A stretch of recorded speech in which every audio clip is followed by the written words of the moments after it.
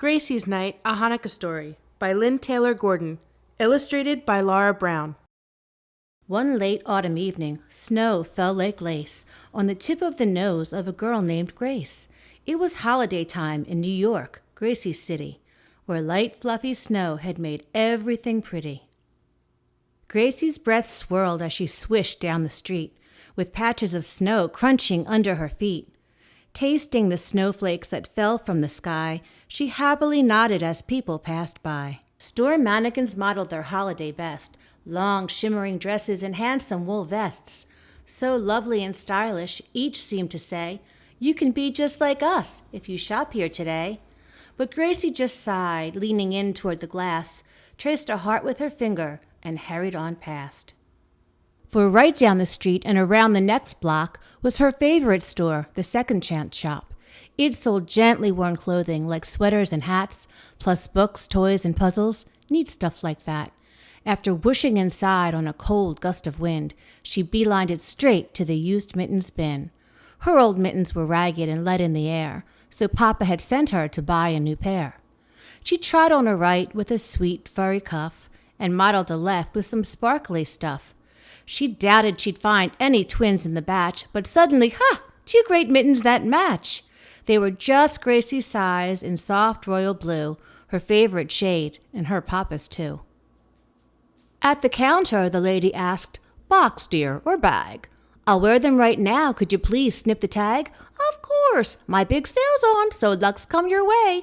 I'll throw in this scarf for your best friend today." "Why, thank you," said Gracie. "Now we'd better go.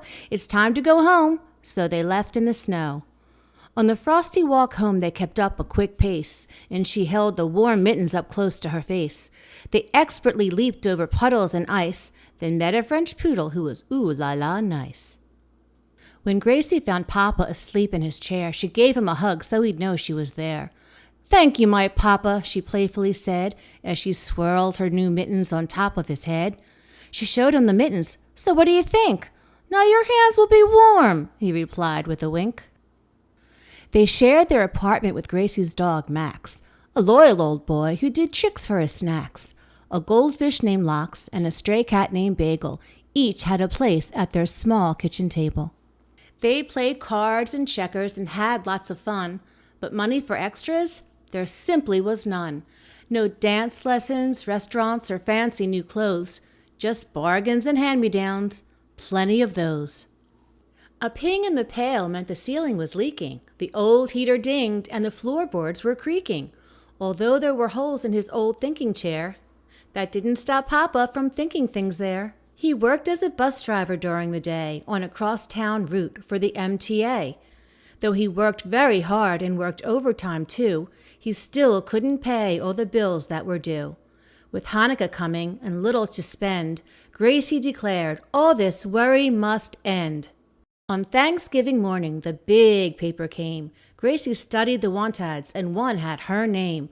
"Holiday Help," in big letters it read. She circled it twice. "That's for me," Gracie said. Now Gracie was employee 488 at Macy & Company. Isn't that great? Because she was short, at first some things were rough, but she soon found a way to become tall enough. And Gracie liked math, so she made change with ease and always remembered a thank you and please. She sold neckties and perfume and chocolate candy. The shoppers loved Gracie. Her job was just dandy. 8 presents for Papa, 8 Hanukkah nights, and money to shop with. What a delight! With pencil in hand, Gracie shopped every floor and checked off each gift as she moved through the store. She bought mittens and sweaters, snow boots and socks, and had them gift-wrapped with a bow on each box. When her shopping for Papa was finally complete, Gracie felt happy and light on her feet. She glided across Macy's smooth marble floor and, twirling her bag, stepped out of the store. It was snowing outside, a bitter cold night, when Gracie beheld the saddest of sights. A homeless man huddling inside a big box, with holes in his shoes and holes in his socks. His hands were in fists, frozen and torn. His coat was too thin to keep this man warm. Gracie stood motionless, feeling his pain.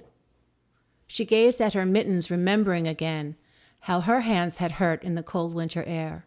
Watching him shiver was too hard to bear. She left him the gifts. Her decision was clear. The man in the box never knew she was there. She thought of her papa as she turned away.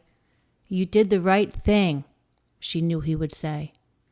There weren't many gifts on those Hanukkah nights, but with Hanukkah gelt and other delights, like crisp golden latkes and dreidels to spin, as they lit the menorah, they felt warmth deep within. They recited the blessings and gathered around, the glow of the candles dwindling down. Then Gracie took Papa's gift down from a shelf, an old wooden frame she had fixed up herself. Now sanded and painted, the frame looked brand new. Her Papa exclaimed, "I know just what to do." "My Gracie," said Papa, "where do I start? I love that you have such a beautiful heart. That man who was homeless, he needed warm clothes, but I wouldn't trade you for 1,000,000 of those. You gave him a miracle, though he'll never know. It was you who stood by him that night in the snow." "I love you, my Papa," Grace quietly said.